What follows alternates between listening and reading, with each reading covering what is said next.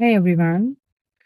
Recently we are dealing with grief because of the loss of a loved one in family. And so came the thought of explaining few things about grief in this reel.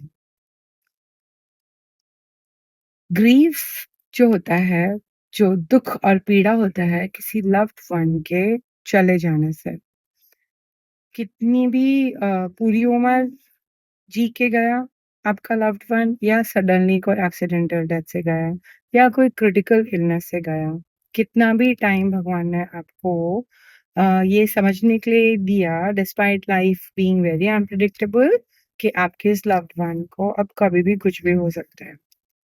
कितने भी दिन दिए आपको उस बात को समझने के लिए, फिर भी जब ये घटित हो जाता है, जब आपका कोई लव्ड वन डेड अनाउंस हो जाता है, तब जो रियलाइज़ेशन हिट होता है, वो ग्रीफ होता है और वो ओवरनाइट प्रोसेस कभी हो ही नहीं सकता है।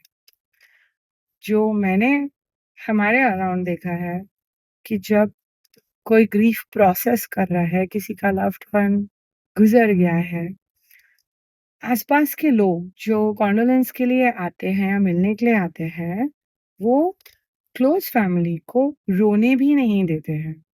उनका रोना रोकते हैं। अरे! ऐसे क्यों रो रही है? अरे! तू इसको कैसे सँभालेगी? तू वैस को कैसे सँभालेगा? और चुप हो जाओ और ये हो गया और वो हो गया।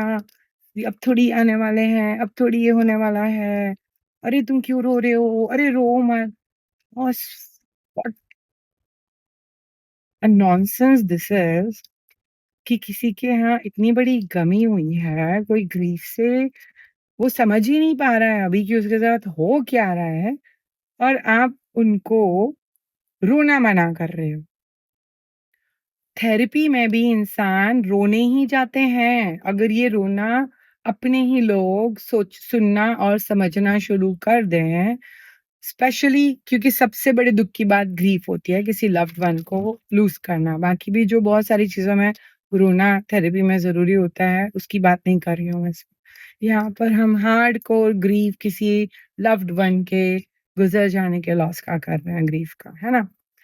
तो थेरेपिस्ट की ज़रूरत ही ना पड़े, अगर हमारे अपने क्लोज़्ड वन उस इंसान को, उन इंसानों को, फैमिली को, दोस्तों को ग्रीव करने दें, रोने दें उनको, एक्सप्रेस करने दें उनको।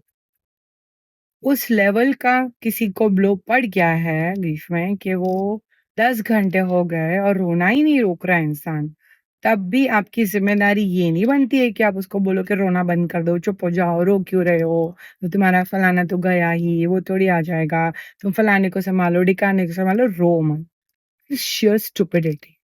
10 घंटे हो गए, तो आप फिर डॉक्टर से बात करके तब आप चूज़ कर सकते हो, उस इंसान को कुछ सेडेशन देने के लिए डॉक्टर के एडवाइस से। कोई ड्रग्स साइकियाट्रिक देने के लिए कि उनको नर्व्स के जो उनको काम डाउन करे, आराम दे पाए, सो पाए। क्योंकि जब शॉक में होते हैं, ऐसी घटना के बाद लोग वो कोलैप्स भी हो सकते हैं, वो बेहोश भी हो सकते हैं, वो खाना-पीना भी छोड़ सकते हैं, उनको अवेयरनेस ही नहीं होती। उस लेवल का ग्रीफ हिट कर गया है, तब ज़िम्मेदारी आपकी ये तब भी नहीं बनती है कि रोना रुकाओ उनका। उनको रोने दो, उनको प्रोसेस करने दो और डॉक्टर की दवाई दिलाओ। साइकियाट्रिक ड्रग दिलाओ, उनको नर्व्स की दवाई दिलाओ, उनको काम करने की दवाई दिलाओ कि वो उनको आराम मिले, दिमाग को शांत होके वो सो पाएँ, जो सडनली हर 10 मिनट में उनको झटका पड़ता है, वो ना पड़े। वहाँ तो है ज़िम्मेदारी आपकी जो भी लव्ड वन अराउंड हो कि आप इस तरीके से रोना रुकाने के लिए एफर्ट करो। ये जो किसी के लव्ड वन को पहली बार उसने किसी का डेड बॉडी देखा, उसका लव्ड वन है, उसको उठा के ले जाया जा रहा है, उनको पता है अभी कि थोड़ी देर की बात नहीं है, अब ये ज़िंदगी भर की बात है कि उनका लव्ड वन गया और अब उनको रोने नहीं दे रहे हो।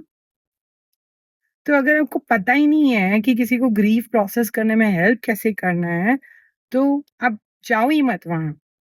You don't be a part of it. अगर आप तमाशा देखने जा रहे हो खाली या मूक दर्शक बनने जा रहे हो, देन इट्स फाइन। अगर आप पार्टिसिपेट करना चाहते हो, you want to help people with it, then please help them release their emotions and relieve their emotions. That's how grief gets process. Grief के 5 स्टेज होते हैं जिनको बहुत समय लगता है लास्ट स्टेज जाने में। फर्स्ट होता है डिनायल, जब पता चला उनको उनके लव्ड वन के बारे में, जैसे ही कंफर्म न्यूज़, वो बहुत टाइम तक डिनायल में जीते हैं, इंटरनल भी फाइट में रहते हैं कि ऐसा हो गया है सच्ची में क्या उनके साथ। तो एक फर्स्ट होता है डिनायल, फिर होता है एंगर, जब उनको गुस्सा आता है, उनको बातें याद आती हैं, उनको गुस्सा आता है, दूसरों के ऊपर भी गुस्सा आता है, अपने ऊपर भी गुस्सा आता है, जो चला गया के ऊपर भी गुस्सा आता है, भगवान के ऊपर भी गुस्सा आता है। तो हुआ डिनायल, एंगर। उसके बाद होता है बार्गेन। वो बार्गेन पे आना शुरू करता है, जब वो प्रोसेस करने पे आना शुरू करता है कि भगवान बदले में ये ले लो लेकिन हमको वो दे दो, हमारा इंसाफ दे दो। तो फिर बार्गेन पे आया। उसके बाद नेक्स्ट होता है डिप्रेशन, जब वो डिप्रेशन में दुखी होकर जीने लगते हैं। और लास्ट में होता है ये सारे प्रोसेस पास करने के बाद इंसान एक्सेप्टेंस पे पहुंचता है, और वो सूनर और लेटर होना ही होता है। लेकिन एक्सेप्टेंस आप जो चाहो कि अभी किसी की कमी हुई है और अभी बस वो एक्सेप्ट करके नॉर्मल हो जाए, रोना-धोना छोड़ के आपके वेलकम में लग जाए, वैसा नहीं होने वाला है। So it's a humble request, we all lose our loved ones. अगर ये रील मेरी जिनके भी पास पहुँच रही है, गमी हर घर में होती है, अगर ये थोड़ा-सा इनपुट सब अपने लाइफ़स्टाइल में इम्बाइब कर लें कि किसी की गमी में जा रहे हो, तो प्लीज़ आप उनको अगर हेल्प हील होने में कर सकते हो, तो ये कर सकते हो कि let them relieve their emotions. Thank you so much.